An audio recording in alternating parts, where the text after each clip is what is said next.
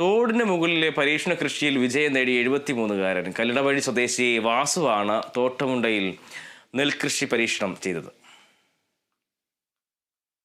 തോടിന് മുകളിൽ നടത്തിയ നെൽകൃഷി പരീക്ഷണം വിജയിച്ചതിന്റെ സന്തോഷത്തിലാണ് അന്തിക്കാട് കല്ലിടവഴി സ്വദേശി വാസു.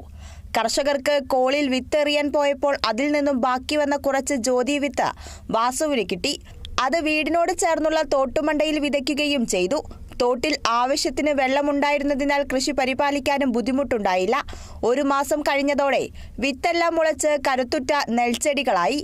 ഒരു പരീക്ഷണമെന്ന നിലയിൽ തുടങ്ങിയ കൃഷിയിൽ നിന്ന് 60 ദിവസം കൂടി പിന്നിട്ടാൽ 100 മേനി വിള കൊയ്യാനാകുമെന്ന പ്രതീക്ഷയിലാണ് ഇദ്ദേഹം. മറ്റ് കേടുപാടുകളൊന്നുമില്ലാതെ വിളവെടുക്കാനായാൽ 5 പറയോളം നെല്ല് സംഭരിക്കാനാകുമെന്ന വിശ്വാസവും ഈ 73-കാരനുണ്ട്.